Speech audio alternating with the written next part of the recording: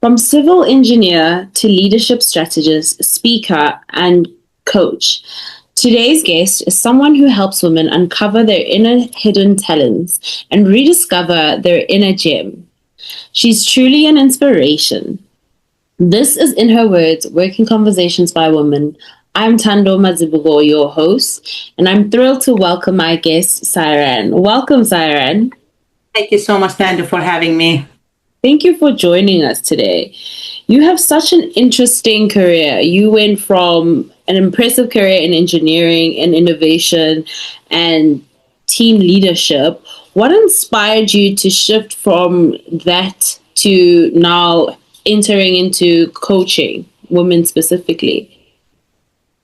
Yes, thank you for the question. As a matter of fact, I'm still full-time engineer, so I have not left tech and engineering totally yet. I'm building a business while I'm still working as a full-time engineer.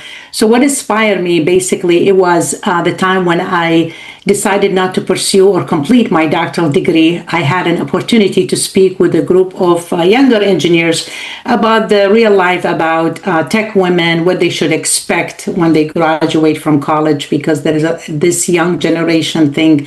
Then when you have the 4 years college, there will be jobs line up, the opportunity will be waiting for you. The reality is you have to do more work after you graduate.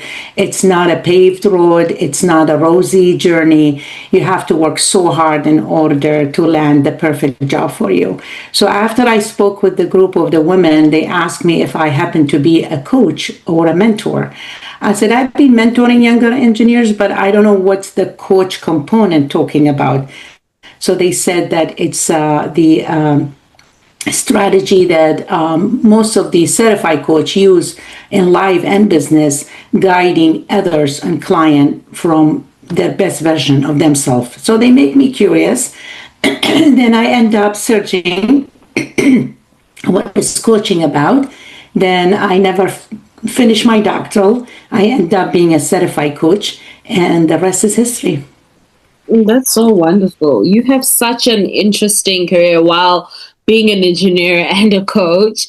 What are some of your biggest lessons from engineering and working with women?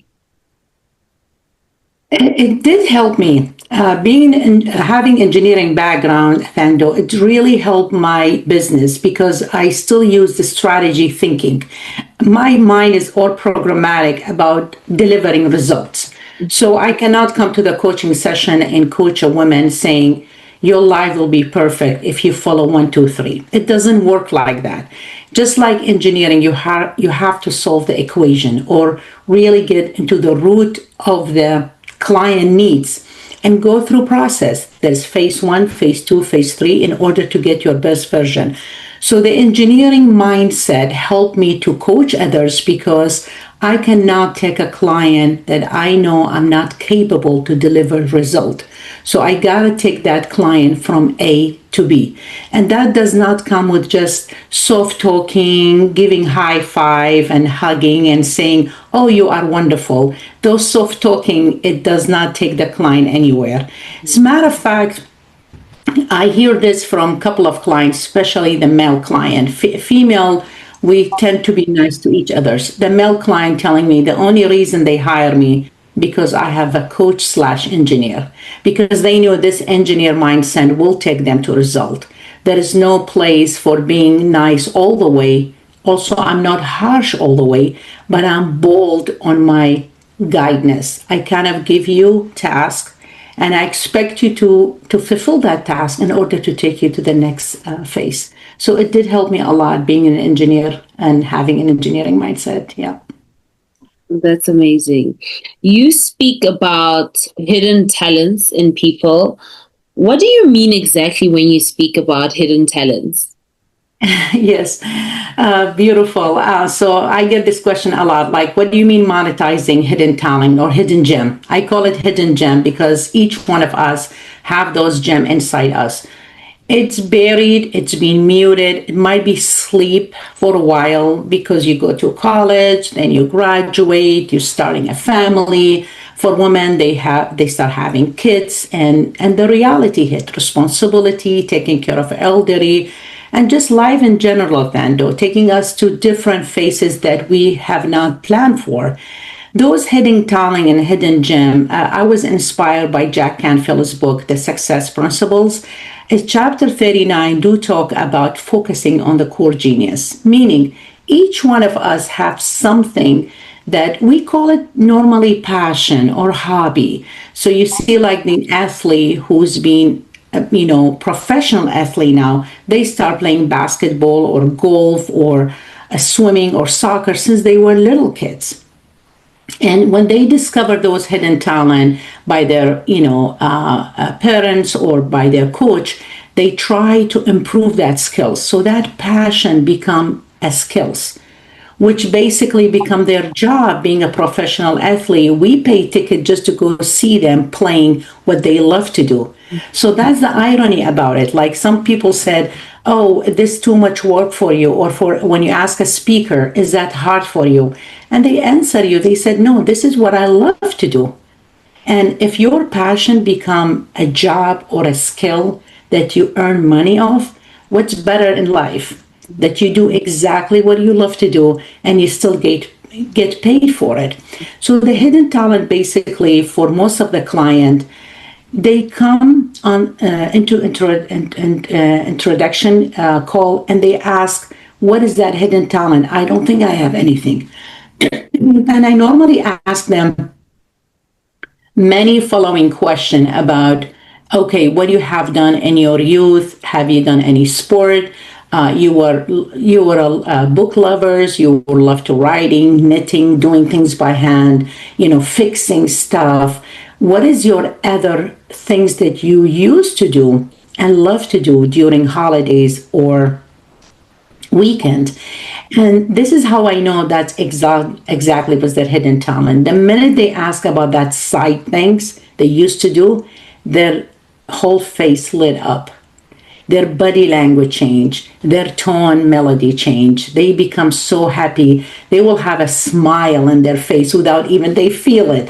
And I said, wait over there. What do you just talk about? Oh, that's nothing. When I was in my 20s, I used to paint.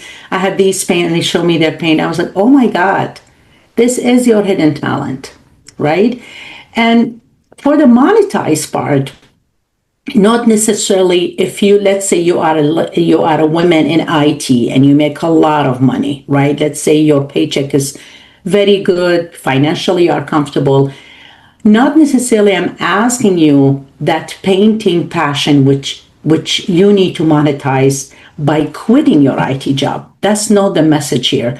The message here is to bring that hidden talent to the surface, celebrate it, and share it with the world, right? If you love to paint and your painting is beautiful, why are you hiding it in the basement?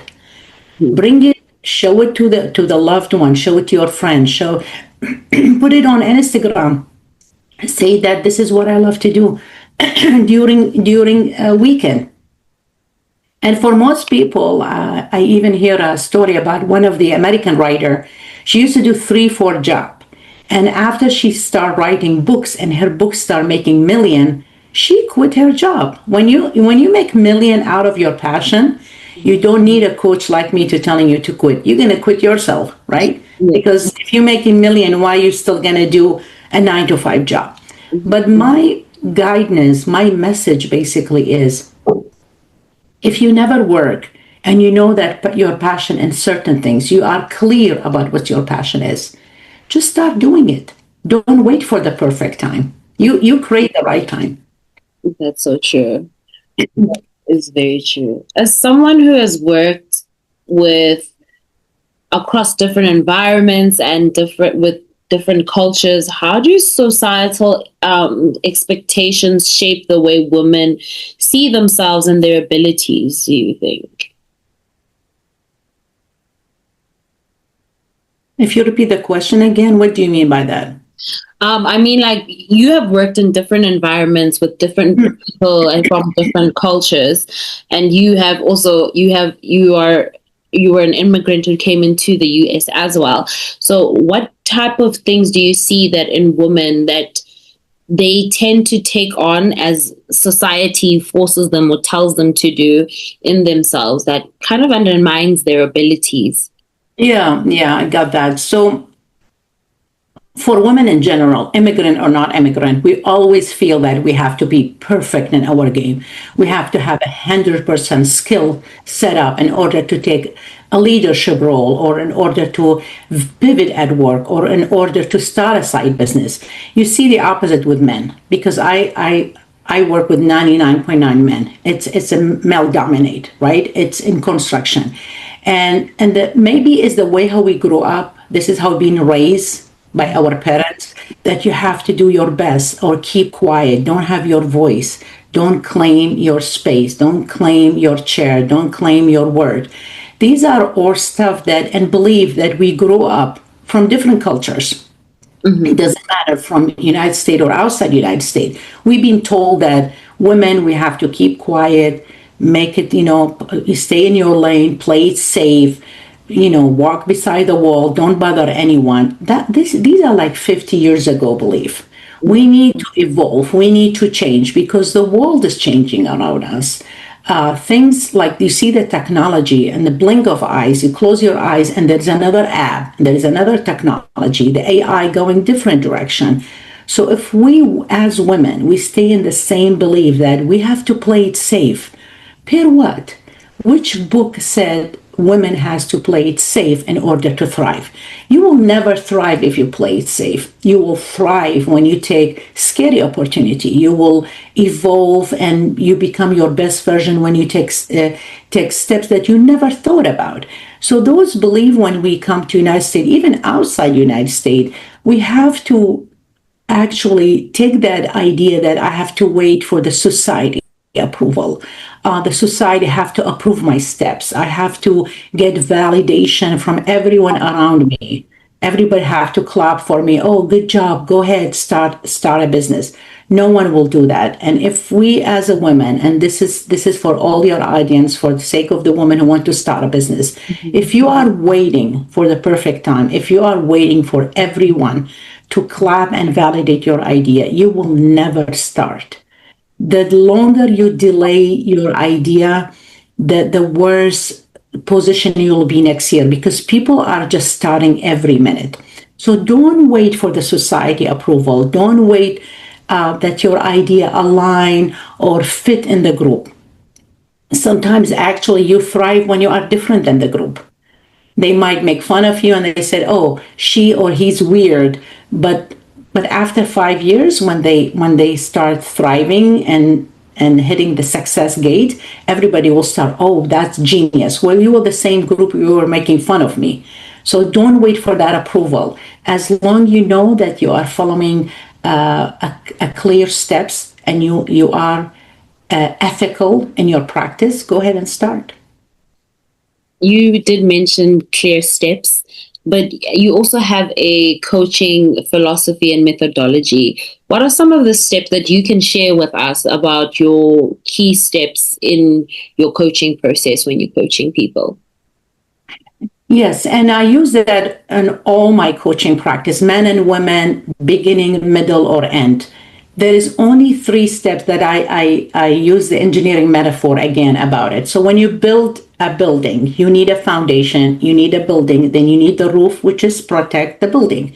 Same thing with my coaching pillars. It's only 3 pillars. You need the clarity. So clarity is your foundation. If you are not clear about your vision or where you're going, there is no strong building, because you need a strong building in order to have the roof and the building in the top. So clarity is your foundation. Action is the building. It's the door and the window and the wall. Action. You need to take action in order to make that structure up. So without action after clarity, what we are doing here, we are just making noise. And the most important things on the top, you need that roof, which is protecting your building, is the consistency. You will not taste that success if you have the clarity in action and one time, sealing consistency, then you leave. That's consistency. It's forever, because your business idea is an endless journey. You're not going to do it one time and leave, or you hit one milestone on achievement and leave. This is ongoing process. So clarity, action, and consistency. Thank you for sharing that with us. What are some of your favorite success stories with people that you've worked with, if you can share? Yes, I have couple, three, maybe four that always stand out because when I remember where they come from with good pay, higher up in law firm or IT, chief IT division, and yet they come to the introduction call or the complimentary call saying they are very successful at work. They have successful family, financially, very comfortable, house, kids are A student, wonderful husband. And they wonder why they are coming to talk to me. And when I ask them, what is it? They said, it's not the money. It's the sense of belonging, the sense of impact. We make money.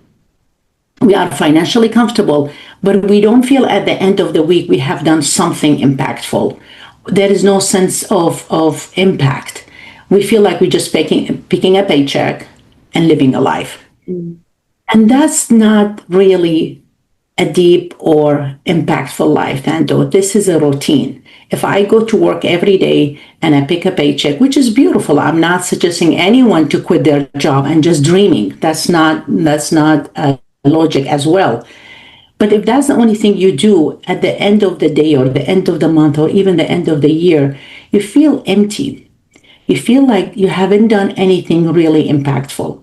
So when I ask them what they love to do, that's when they start talking about when they were in their teens, they done certain things. They love to read and write. They used to attend, conferences and, training. Has nothing to do with their day job. So after I ask them this question, I feel that they have other interests. And as an effective coach, Thando, I cannot tell them, oh yeah, just leave your job and let's just do that side business or side passion, because that side passion will not make the same money as your paycheck provide you every week.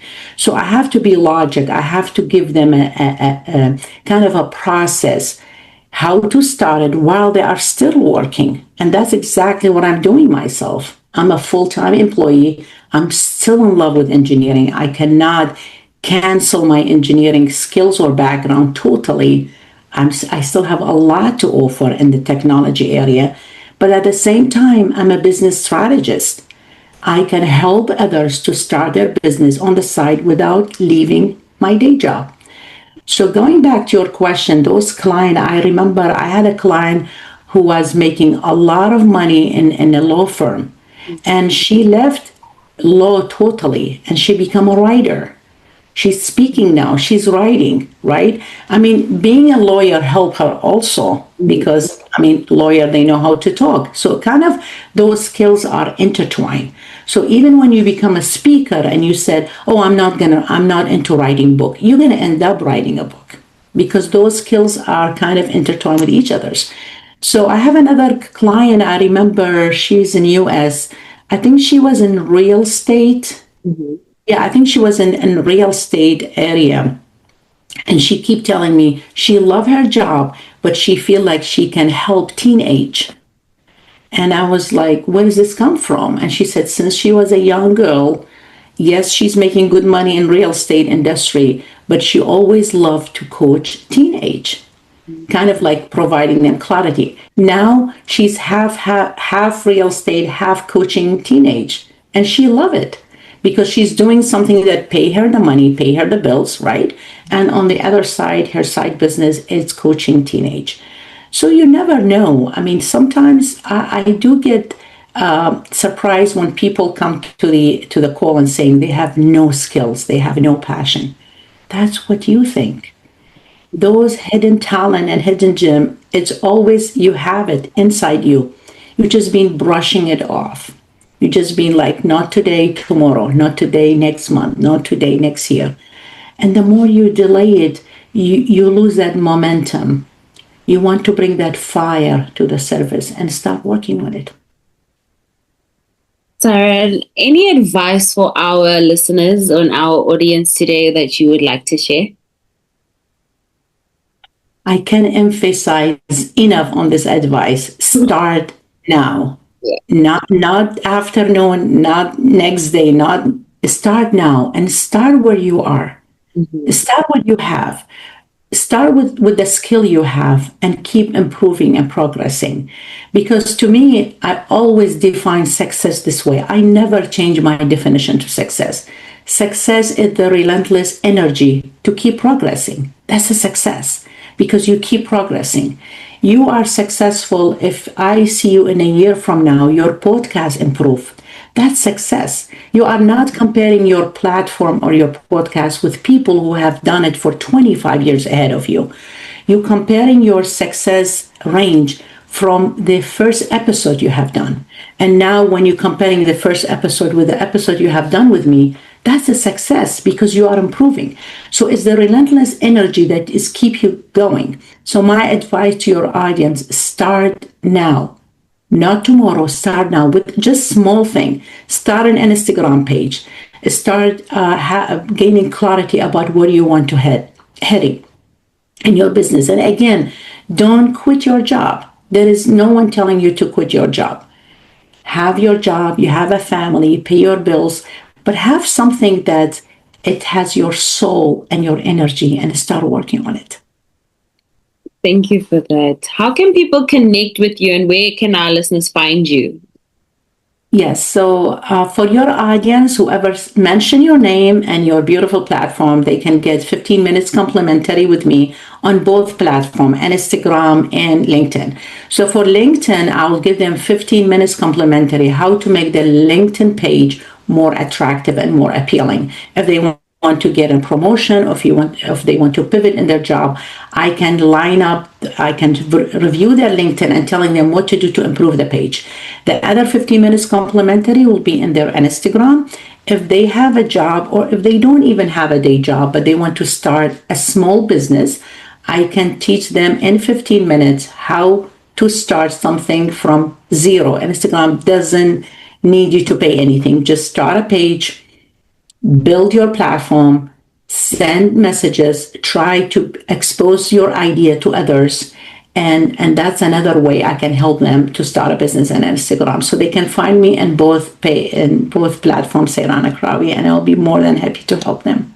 I will definitely link your pages on our description box when the episode is out. Any final thoughts that you would like to leave us with? Any challenges that you would like to have? You said success is consistency, but anything else? I might just say this because everything you start or pivot or change, it looks scary and muddy, which is true. I'm not going to change that narrative saying it's all beautiful. You're going to make money the very first month. It's scary and muddy. And when you work at your day job or if you work in side business, nothing will come overnight because these are not painkiller. This is not a painkiller I give you to get rid of the headache. These are phases and processes that take time. So many times for those who just starting something, you will realize that most of the time, you work, you spend money and work and spend money and you don't see anything. And that might be discouraging sometimes. But if you just vision and have belief in your message, the result is closer than you think. Because I've been through it. In the beginning, I started doubting why I'm doing this. I don't see any money. But you're not going to see it right away. Again, this is not a painkiller thing. This is a process journey. So you work, spending money, nothing. You spend money, work, nothing. And one day, it just pop up. You're like, I wish if I started earlier. So again, start today. Thank you so much, Sairan, for your time. And thank you for your generous offer to our listeners that will connect with you. We really appreciate that. We hope you have a lovely day. And thank you for joining us. Same to you, Thando. Thank you so much for having me on your beautiful platform. Appreciate it. Thank you.